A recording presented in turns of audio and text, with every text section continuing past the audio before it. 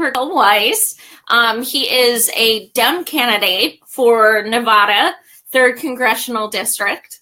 So thank you so much for joining us tonight, Michael.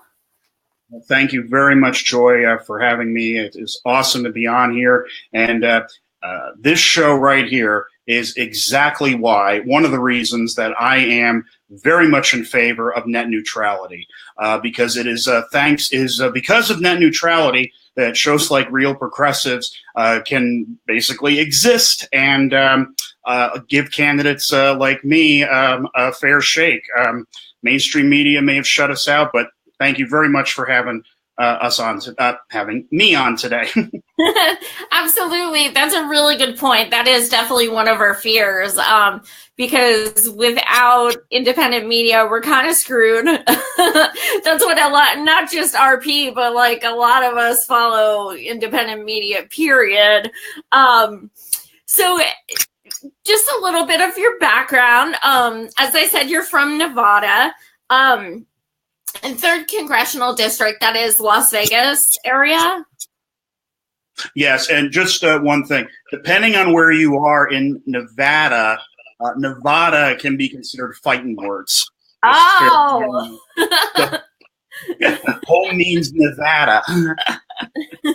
Yeah, I'm in Harrisburg, Pennsylvania, and we have a Lancaster. I say Lancaster because I wasn't born and raised here, but technically it's Lancaster, and people will put their fists up. They're like, it's Lancaster. Sorry. Okay, I'm sorry to the Nevadaans.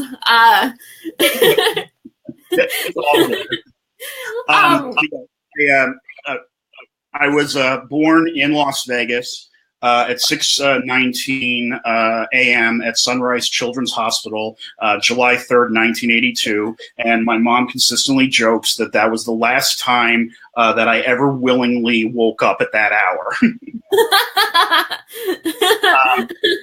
But I've been to public and private schools here in Las Vegas. I graduated from high school a year ahead of my class. I'm an alumni of the University of Nevada, Las Vegas, where I got my degree in sociology, which is where I began my study of various social ills and learned quite a bit about inequality and discrimination, and basically that the world is not all gumdrops and lollipops. It can be a depressing subject, but it was definitely something that I enjoyed learning about. And then I got my master's degree from the University of Miami in 2006, and that was in sociology and criminology. And then from there I taught at the University of Miami. I taught sociological theory and criminal justice. Then afterwards, I decided I wanted to switch careers and try something new. And so I got my degree in computer programming from Palm Beach State College, and then began what has been an awesome career in information technology. I've been an engineer. I've been a database administrator. Currently, I work as a reports developer. And then I decided it was time to go back home, time to go back to Las Vegas. I'd been in Florida for a little over a decade, missed my family very much. Florida never felt like home to me. I was actually there during the year of a million hurricanes with Katrina and Rita and Wilma, and don't have to worry about that in Nevada, which is nice. And so I came back, and I was just in time to get on board the Bernie bandwagon. I had been active in Barack Obama's campaign in 2008, done some, various political things, with the Young Democrats and organizations in Florida and here. But I saw his speech one day on, was it just before I left Florida or when I got back here? Anyway, saw one of his speeches, and I decided, right afterwards, I'm voting for this guy. And I got to help get this guy elected.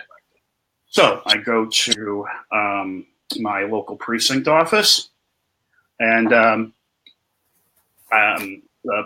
the office for Bernie Sanders, and I said I want to volunteer, and they said, "Oh, what precinct are you in?" I happen to know what it was, and they said, "Captain." Like, okay, what's a precinct captain? So, like, because I had never, done any, caucus training or anything. So I met some really awesome people and had lots of fun at the caucus, even though it was totally chaotic in terms of getting people registered and also, making sure everybody was in the same place and things were conducted fairly. One thing that was the most positive aspect of being at the caucus was we saw. I had people come to me who either had never voted before, ever, who had wanted to change their party affiliation specifically to vote for Bernie, which I had never seen that, in any political work that I had, done previously. So it was amazing. Unfortunately, somehow, even after the vote totals were counted at my location, I had other precinct captains telling me some good news. Hillary won the caucus. So fast forward to the county convention, where I have been elected to. I've been. Wait, do you think you won? No. Exactly. No, it's hard to believe that there was no shenanigans. I mean, and this is Nevada. For those of you watching that don't know, this is the where the chair throwing incident, myth got perpetuated. And it's hard for me to argue that there wasn't some level of shenanigans involved, or Bernie people were disenfranchised. I truly do believe that. And then we get to the county convention, and this is where, we had an unexpected victory. More Bernie people showed up at the county convention. We won that. And it looked like we were going to either we were going to have just one less delegate overall, or one more delegate. But either way, we should have been going into this, victoriously. And then the Nevada convention happens, and somehow. I think somehow, a handful of delegates gets disqualified, which puts Hillary in the majority, and we lose. And then after that, we have the insane speech from Barbara Boxer, followed by the myth of the chair throwing. And I was on that. I was there for like 12, 13 hours, dehydrated and exhausted. So it's like, but I was like, I am not leaving here, until until we get some justice here and all that. But then Roberta Lang, dismissed the convention rapidly, just all of a sudden. It was like, what the heck is going on? And then actually, it was just sad because I had heard about establishment corruption. I had heard about, stuff, decisions being made without the public involved, watched on TV, but this was my first time experiencing it. And it was literally physically and psychologically painful to just see how unfair the process was. And, at the end of the day, who's president now? Right. Absolutely. Because if we would have had a fair primary, and if we would have had democracy, we'd have maybe a different guy as president. And this is plausible. And it was this incident that, encouraged me, as part of my platform, with voting rights, making sure that, once you're 18, you should be registered to vote, wherever you are, no question. I mean, anybody that wanted to participate, in the caucus, or the primary, whatever, should have been allowed to do so. This systematic, destruction of polling sites or polling sites closing, and all that, it needs to come to an end. You're over 18, you're a U.S. citizen, you get to vote, period. Yeah, if we had open primaries, like I'm in Pennsylvania, it's closed.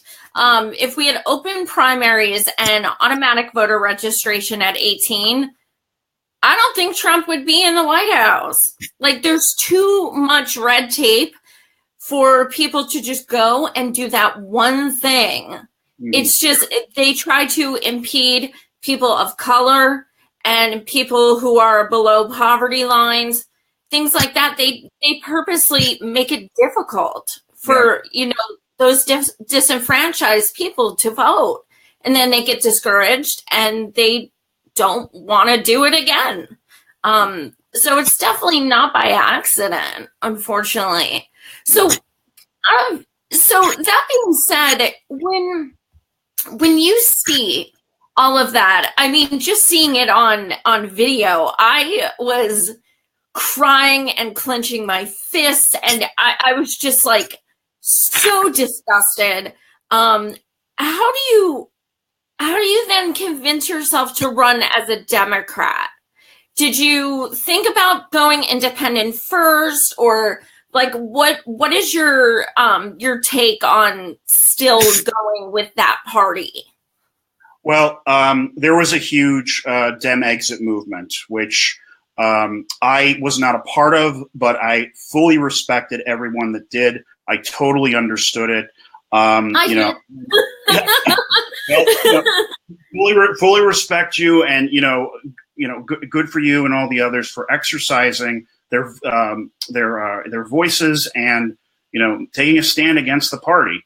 The reason that I stayed in the party was, first of all, I'd been with this party since I was 18, and I joined because they did embody overall the things that I stood for in terms of social justice, and I thought they were standing for economic justice, but there's obviously that's we learned in the 2016 election that's not really the case, and I had toyed with the idea of running as an independent because I am I'm a country before party person. The people, are more important to me. My constituents, more important to me than the party will ever be.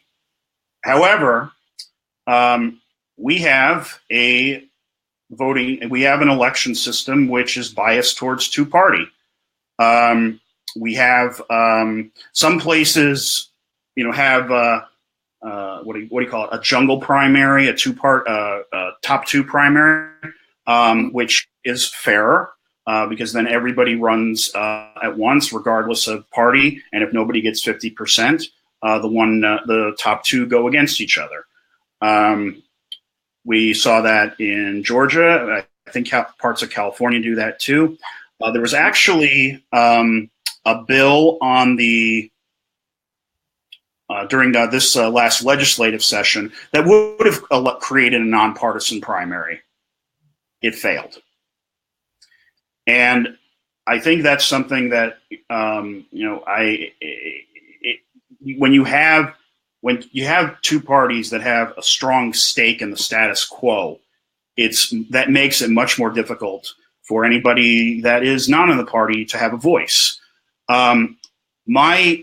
I hope that if I am able to make it to Congress, that and other progressives are as well, getting elected office, that we can change the Democratic Party, that we can, pull it in a progressive direction. I know there are some, that have been saying this is a fool's errand.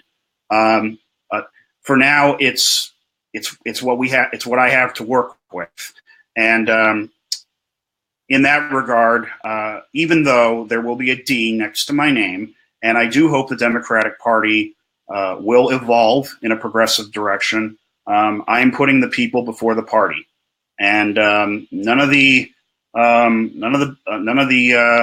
party leaders are going to make me do anything that I'm not comfortable doing or is not for the best interests of Nevadans. Yeah, that's something so interesting I've learned since I started doing my show. I speak to Bernie crowds all across the country, and so many different states have rules that I've never even heard of. Unfortunately, I can't remember what state this was, but a guest I had on who was a candidate said that they have to, in order to run as an independent or green or what have you, they have to get 5,000 signatures by people who haven't voted for that party. That's like impossible. And they give you like a super short window of time. So, and then you also have to pay a fee to do it. So again, it's doing what they can to make sure that people don't go that route. Because a lot of people, who are running like yourself, the 99%ers don't have the money to just, oh, okay, well, I'm going to run an independent, so I'm going to pay this fee and, obtain all these signatures just so I can have an I next to my name. It doesn't always work that way. So I'm thankful that I'm learning so much about this. So as someone who witnessed all of those things in the Democratic Party, when you're trying to talk to people about voting, do you get a lot of resistance from people? I won't vote Democrat. Like, it doesn't matter how much I like you. I'm not voting Democrat ever again. Well, I thought I was actually going to get into a physical confrontation with somebody who I shook their hand, and they asked me, what party I was, and suddenly they just became hostile.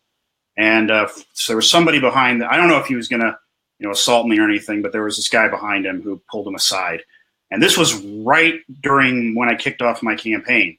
And I thought that was really sad because it's like, well, you've already drawn conclusions about me based on my party affiliation, and you haven't even given me, a chance to, to talk with you about what I stand for. I see this on both sides. One thing that I do on my business card is I say progressive Democrat, which I see a lot of people doing here and elsewhere, because it is distinguishing. It's like, yes, we are members of the Democratic Party, but we're cut in the mold of Bernie Sanders. We're not cut in the mold of Hillary Clinton. And I think that that even just adding that word, it being consistent with my ideology, being open about, that I'm a Bernie guy, not a Hillary guy, has allowed for more people to give me a fair shake. Are there people, that have? I think I actually was trolled by somebody who just said, I don't care, what you are, what you stand for, as long as there's a D next to your name, I'm not voting for you.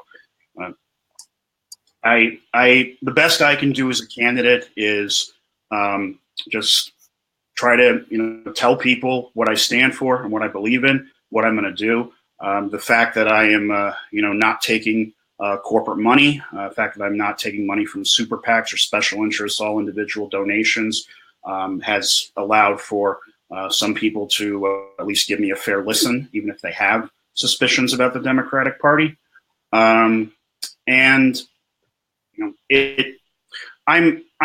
hopeful that I can reach out to enough people who whether they're supporting the Democratic Party or not would give me a fair shake and perhaps be interested in what I have to say.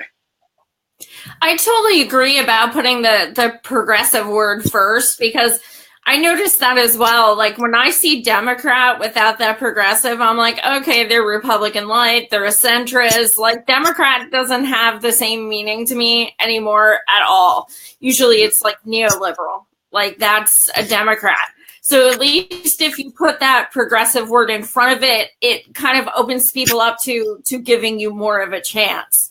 So I think that's wise. A lot of my guests definitely do that. Let's see. Oh, okay. Got some comments here. A lot of people saying hi. So you recently, I was looking at your Facebook page, and You recently gave a speech, you gave a testimony at a high school in support of protection for gender diverse students. Can you tell us a little bit about that, like how you were offered that spot and what inspired you to do that? Well, it was actually a public comment that was being held by the trustees of the Clark County School Board.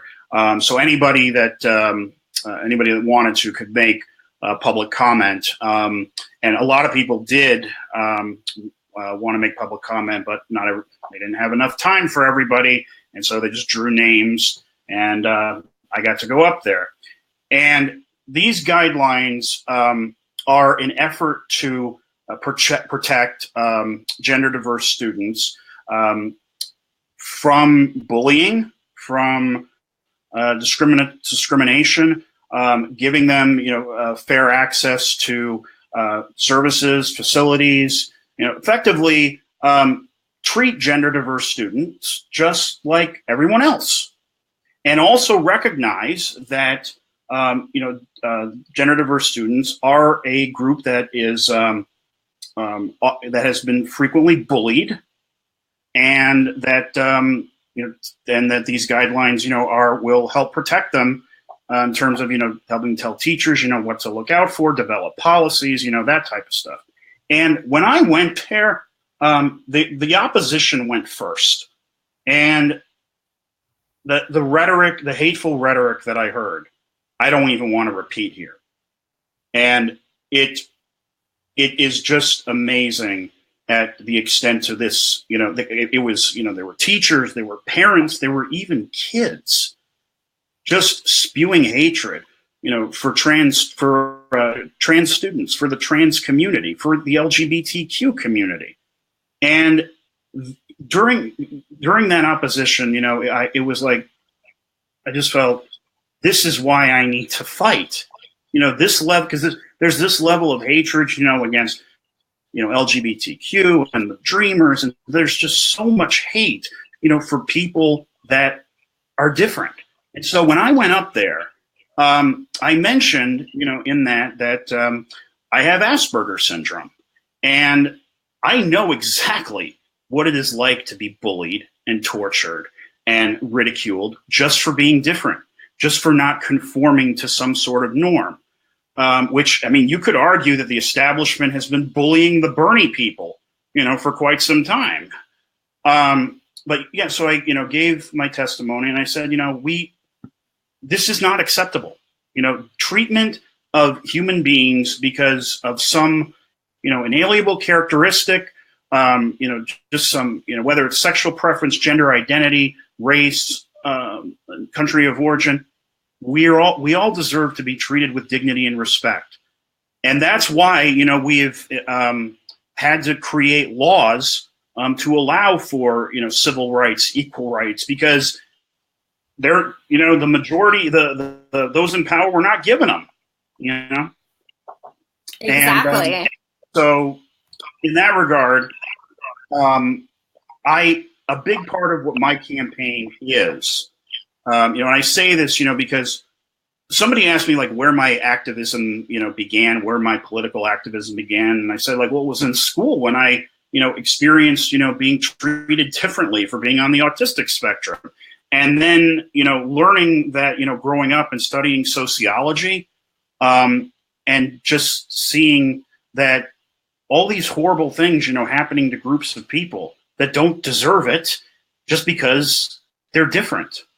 And so that's why I have based my campaign as, a lot of people, said, for like the 99 percenters or all that. But for me, I say it's for the people who the system has left behind or treated negatively or been abused by.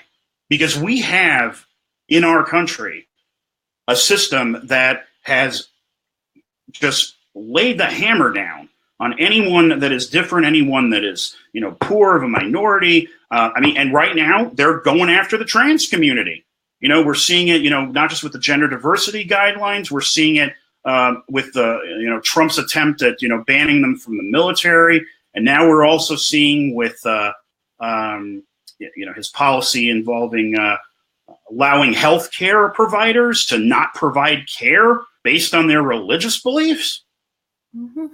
This is totally ridiculous. This is ridiculous. It's been ridiculous before, but one thing that Trump has done, I think, is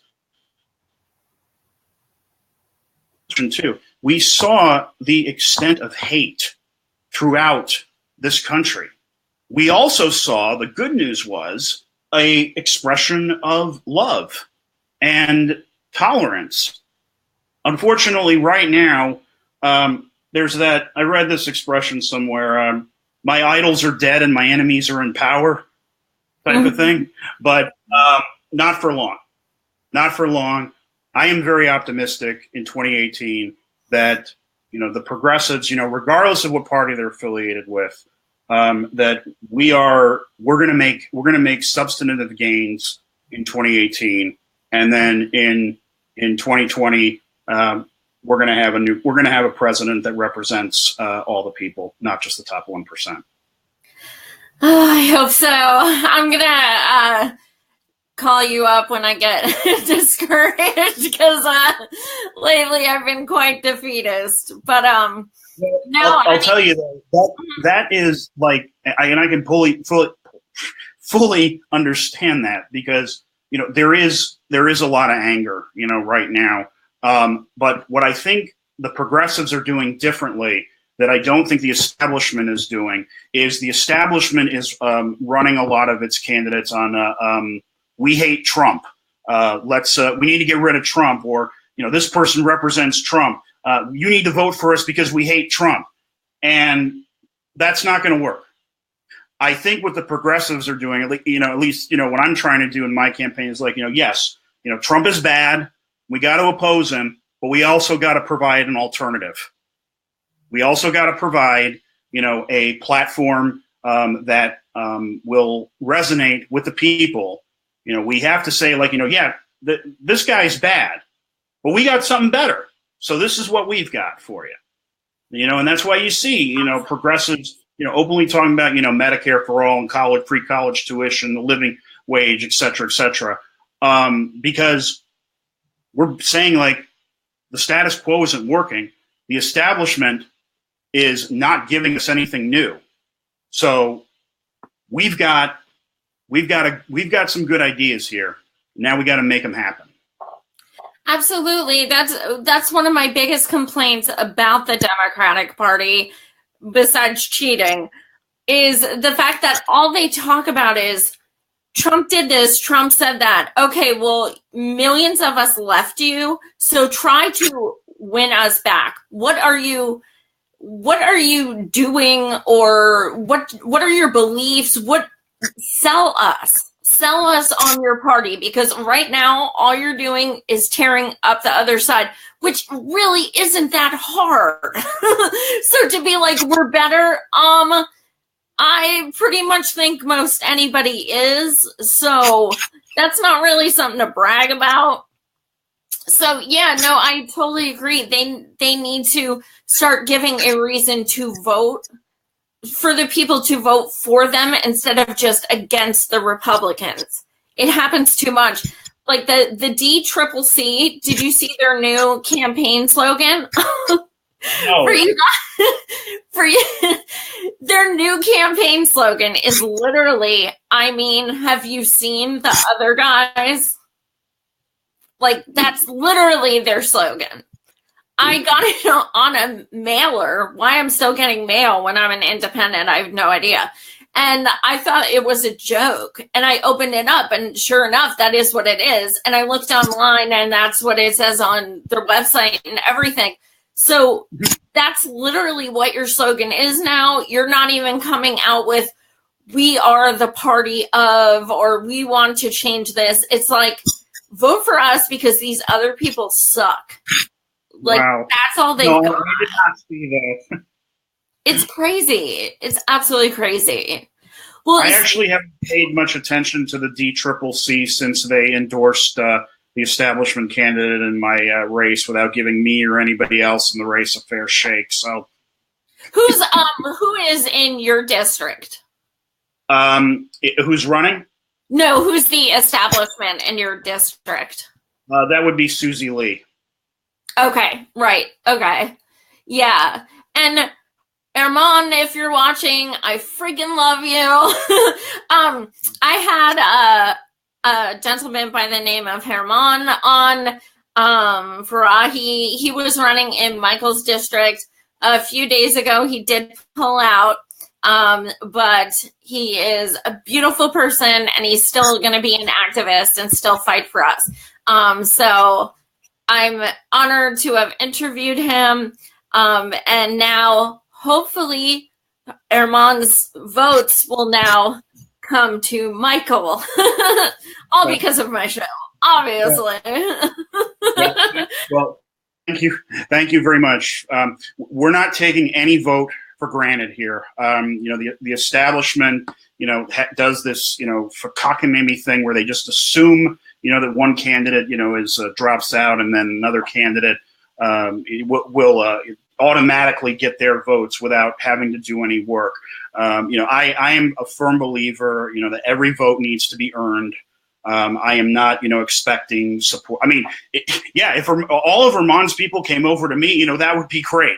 But I'm not expecting that at all. Herman is a friend of mine. We met after the primary in 2016. We met in our Revolution meeting, and I have reached out to him. I hope we'll be able to talk at some point. But he has done so much for this community. He did so much, in terms of social justice. And his talking about and advocating for getting rid of that horrible travel ban, that it's ruined so many people's lives. I wish him well. I read his letter, and it saddened me, as a friend, and I really hope that I hope he's okay. And I hope that, I'm looking forward to see what he does next, because whatever it is, I'm sure it'll be great. He's done so much for the progressive movement, and I'm proud to call him a friend. So if you're watching, or if you're watching, Herman, I salute you. Same here. I got love for you. Well, speaking of the other candidates you're running against, what is I know, because I've had multiple people from Vegas, like Amy Villela, who I adore, but she's not your district. And correct. Actually, I'm going to be, if I can just plug an event real quick, if you're okay with that. Sure. I'm going to be speaking with her at the Stonewall Democratic Club which is going to be on Wednesday. Sorry about that. It's going to be on Wednesday, February 21st, from 6 to 8 p.m. I love Amy so much, and she is so awesome. She's been such an inspiration to me.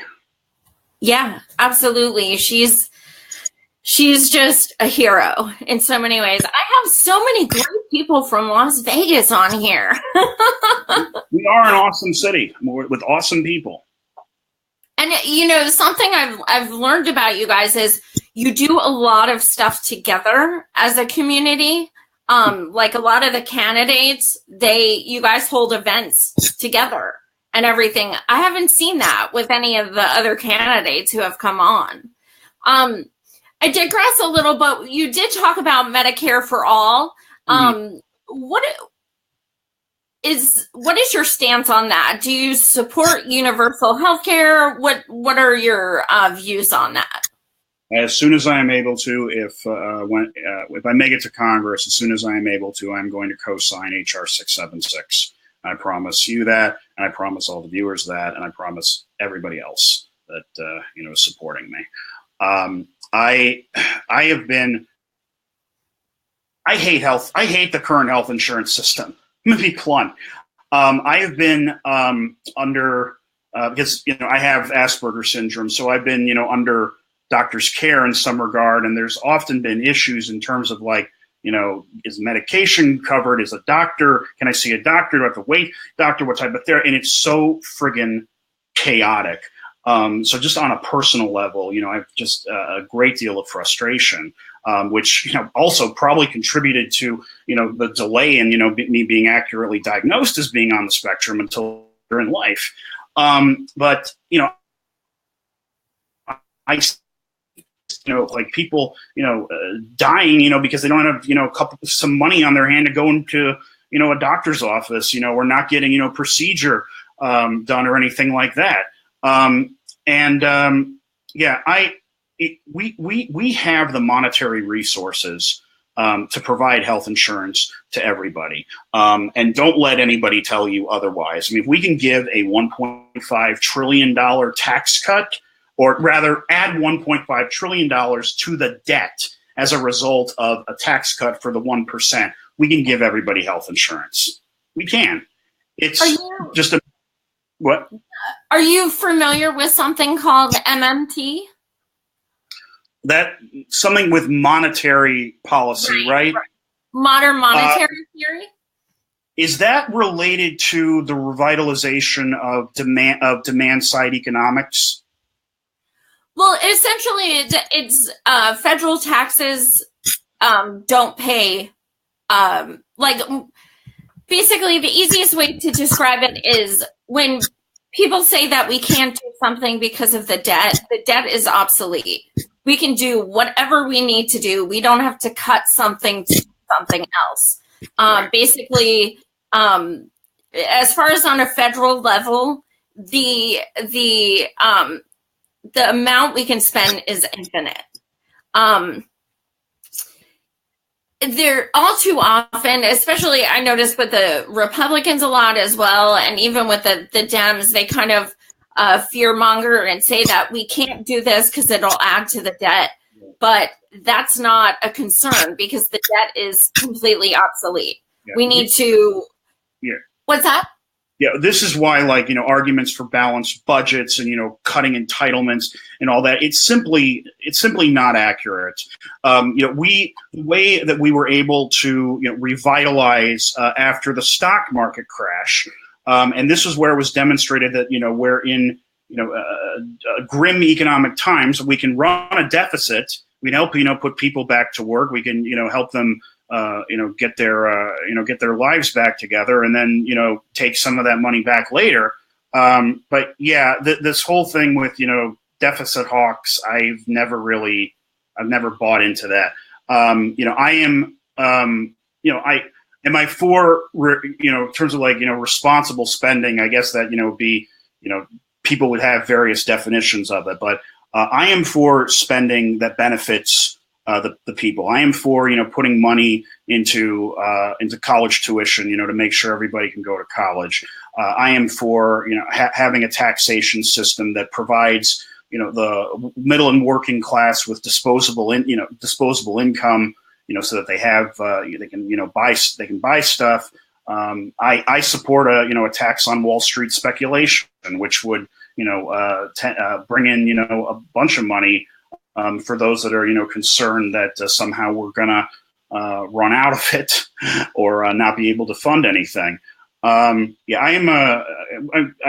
look more into this for sure, but I'm very much a demand side economics type person. I'm all about enhancing the purchasing ability of the middle and working class. I'm very much in support of a living wage, and the top 1% needs to pay their taxes, as do these multinational corporations. And we need to also, deal with this offshoring problem, because right now we're trying to bribe companies to do something that they shouldn't even have done in the first place. Yeah, absolutely.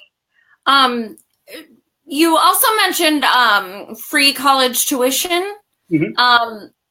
How is that kind of taken from Burns' plan, or what are your reasons for putting that on your platform?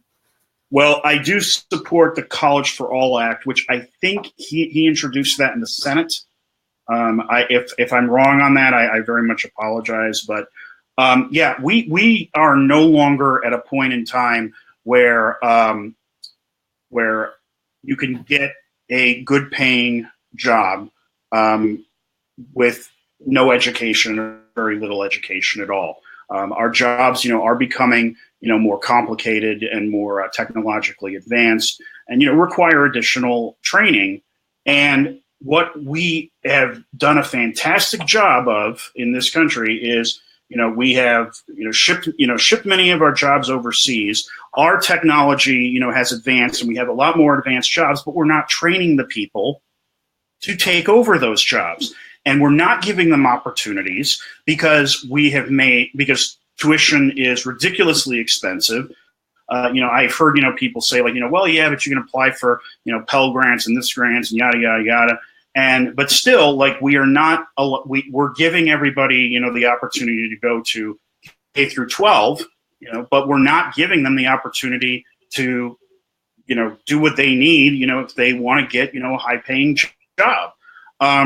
And in that regard, we are. Oh wait. Am I echoing? No. Okay. And in that regard, we are. I'm echoing. Really badly.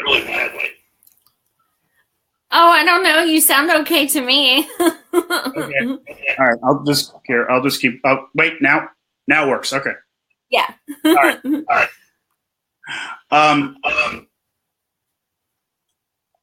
So we're. Yep. I've got Russell Gallman.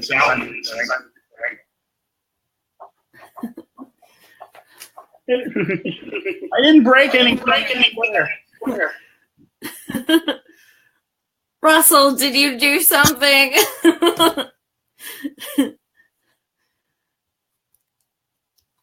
Testing. Nope. Okay. Volume up near your mic. Let me turn it down. Is that better? Yeah. Is that better? Okay. You can still hear me? Yeah. Okay, great. Did it again?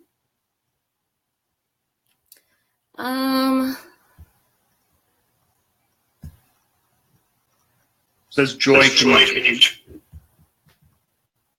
Okay, Rob, I turned it down. Can you guys still hear me? Okay. Can you guys hear me? I'm echoing. I'm still echoing. I can hear you fine. Is anybody hearing me other than me? Gremlins. Len! Don't tell our secret. Okay, so if there's some net neutrality issue going on here, oh my gosh! Right now, and we gotta deal with this. Net neutrality, oh man, protected now. Stop this from happening. Exactly. It's the damn freaking deep state. I'm telling you, they're on to us. Damn it, Russia, leave us alone. But I digress. I think, were you referring to the bill which it's free college tuition for anyone making under $120,000 a year? Well, unless I'm mistaken, just introduced another one out. Maybe 2017 would allow it. Hold on, but I'm still. It's the one that he addressed in perhaps in the last legislative session, which would allow for anyone to go to college. I actually it's on the People's Platform, the Summer right. People's. Yep. So that's awesome. What besides Medicare for All and college tuition, what else are you passionate on your platform about? What do you feel that Congress should be focused on at this moment? Well, one thing that is actually of immediate concern to several residents of Nevada is what Jeff Sessions just recently announced. I think it was a couple of weeks ago that they're going to start cracking down on breaches of federal marijuana law. In the state of Nevada, we legalized medical marijuana in 2000, and we then legalized it for recreation in 2016. Now, there is an amendment that has been in the budget quite frequently. Unfortunately, I can't remember the name of it, that has said that the Justice Department will receive $0 for enforcing federal marijuana law. Well, it doesn't say anything specifically about recreation. So we may be okay for a while, but nevertheless, this is something that Congress needs to deal with. And there is a possibility that it will be descheduled at the federal level. If it doesn't get there if it doesn't pass before I get there, I will sign HR 1227, which would deschedule marijuana at the federal level, and it would leave Nevada and other states alone that have legalized it. I don't know what the exact number is, but there are many people out in Nevada that are using marijuana for medicinal purposes, and it's helping them. It's, it doesn't have the side effects or other things, that they would experience from other medications. It's effective. And, there are plenty of people using it recreationally and using it responsibly. So there's absolutely no reason that, Jeff Sessions and his goons or the DEA need to be infringing upon the rights of Nevadans with regards to marijuana, or for anything else for that matter. Do you guys have a lot of for-profit prisons in your area?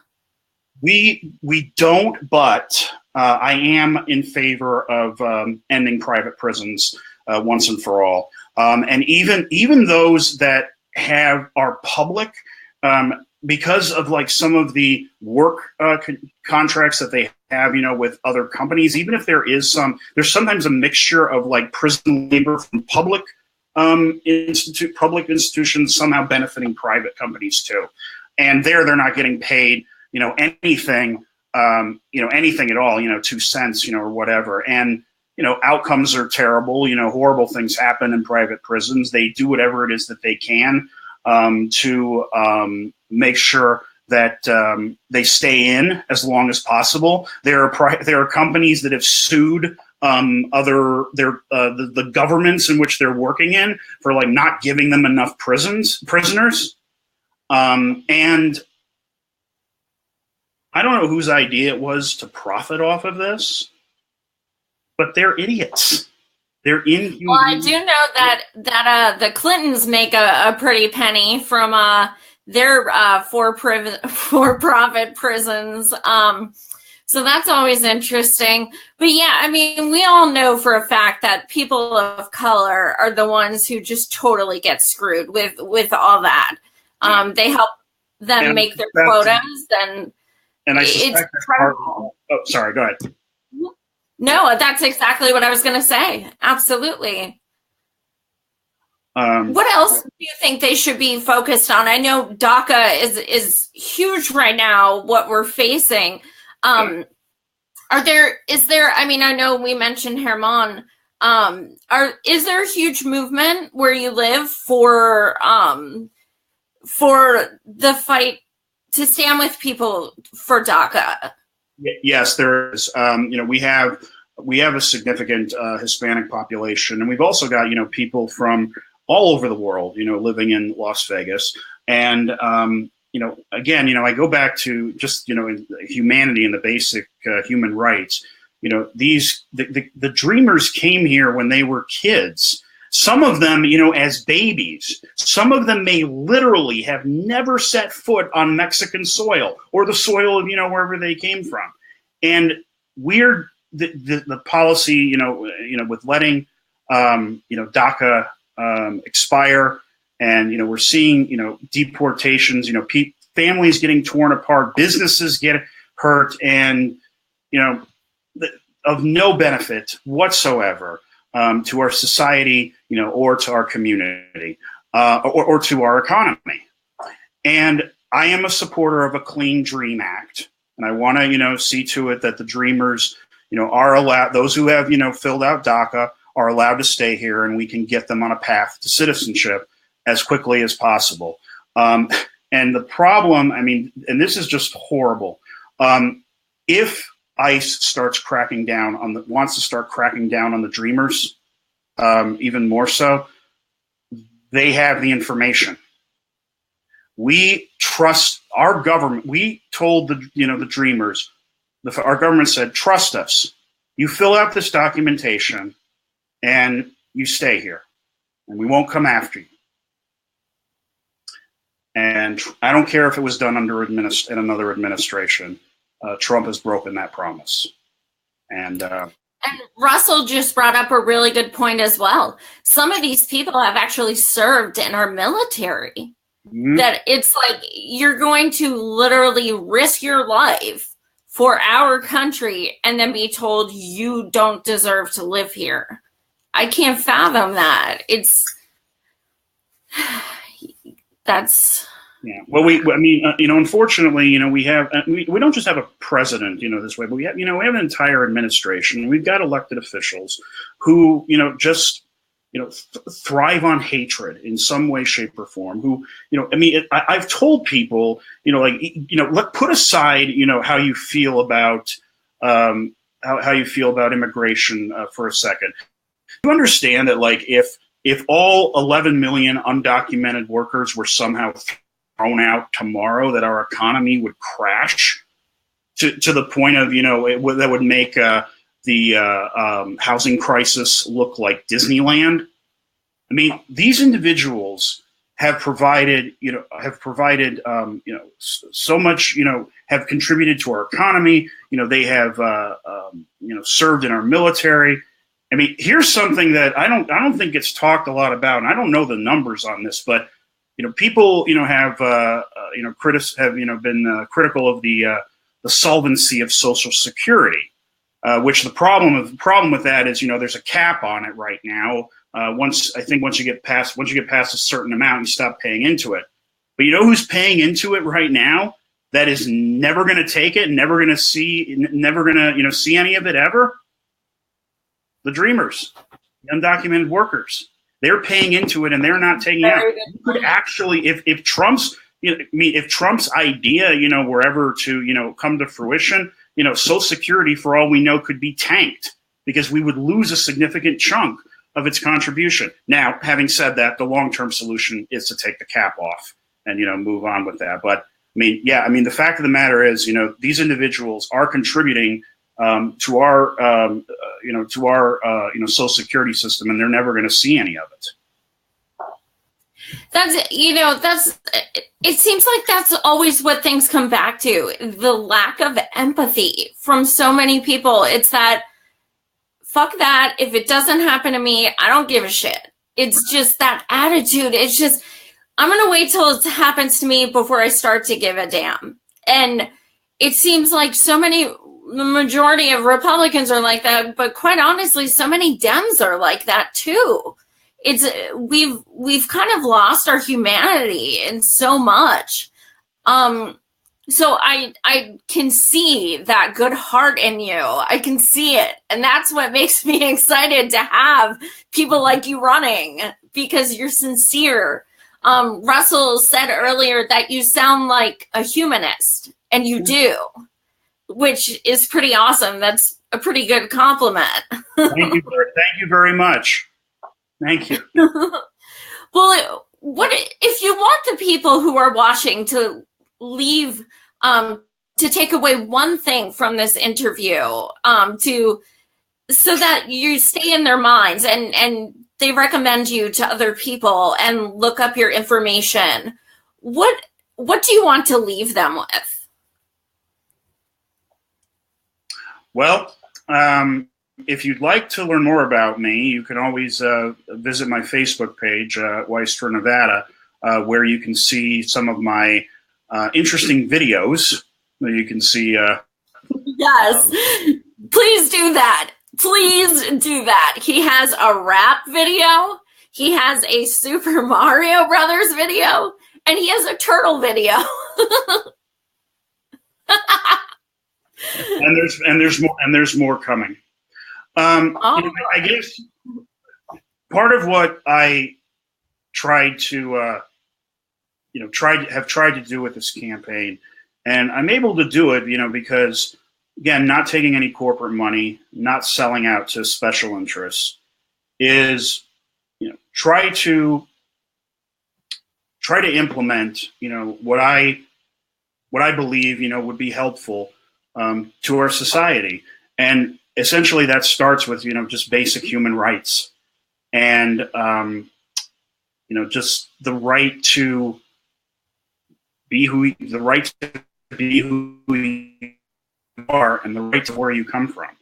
And I've seen, so much, you've just seen so much hatred. And, I hear people, calling, I've had people call me, like a social justice warrior, and some of my friends, and all that. But social justice, is something we are lacking in our society, as well as economic justice, which you can't, separate, which you can't separate the two.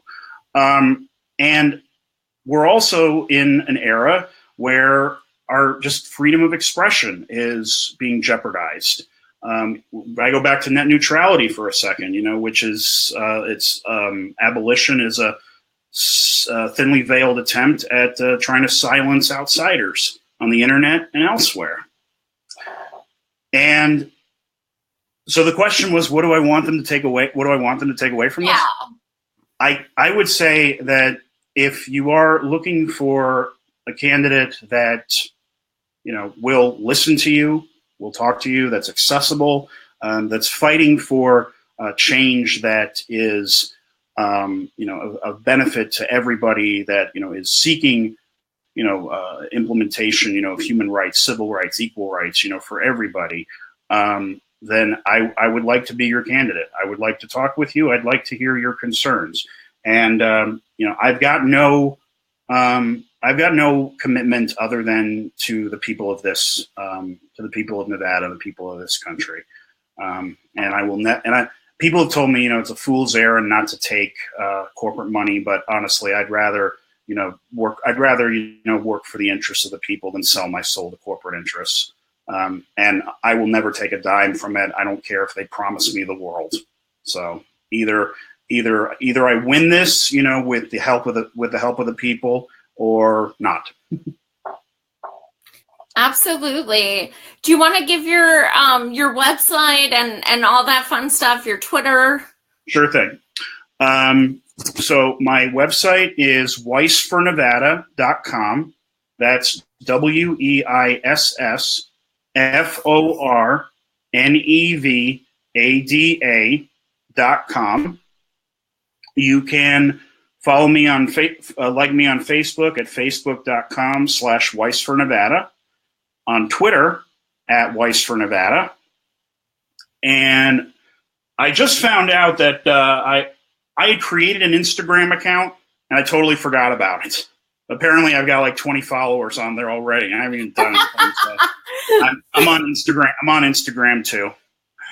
And there's 2 other events that I got coming up. Can I tell the viewers that? Okay, let's get this. Well, okay. One is Valentine's Day, right? Are you What? part of that? There's one on Valentine's Day in Vegas. I keep getting invites for.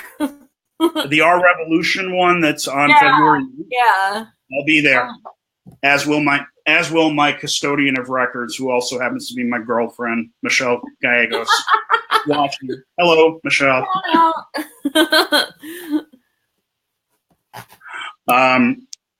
Okay, so I'm going to be participating at the Henderson Democratic Club Forum on Wednesday, February 7th, which starts at 6 p.m., and that's at the International Union of Painters and Allied Trade in Henderson. I'll be there along with some of the other CD03 candidates. I'm going to be speaking at the Stop the Bullying barbecue. It's hosted by the People's Autism Foundation on Saturday, February 17th at Paradise Park from 12 to 5. I hope to see you there. I love you too, Michelle. Hi, Michelle. And with the Stop the Bullying barbecue, please wear a plaid shirt. And I'm also going to be speaking at the February meeting of the Stonewall Club, Democratic Club of Southern Nevada, along with Amy Villela. I mentioned that. And that's, again, Wednesday, February 21st from 6 to 8 at the center. Awesome. Well, thank you so much again for joining us, Michael. You are amazing. I wish nothing but the best for you. And also, when is your primary? June 12th. Okay. All right. So we got a bit yet. I would love to have you back closer to the primary. I will definitely come back. We can talk about, yeah, absolutely. I feel like there's more we didn't touch on. Well, yeah, and thank you very much, for giving me the opportunity to be on here. I love what you guys are doing, and I will definitely come back. Thank you so much. Best of luck with everything. Take care. This is a cheesy, little cheesy line that we've used, and you'll hear it in the music video. Keep Nevada strong and free. Vote Michael Weiss and CD03. Aw, yeah, I dig it. Best of luck. Take care, Michael. Take care. Bye, Joy. Bye-bye. Thanks for watching, guys.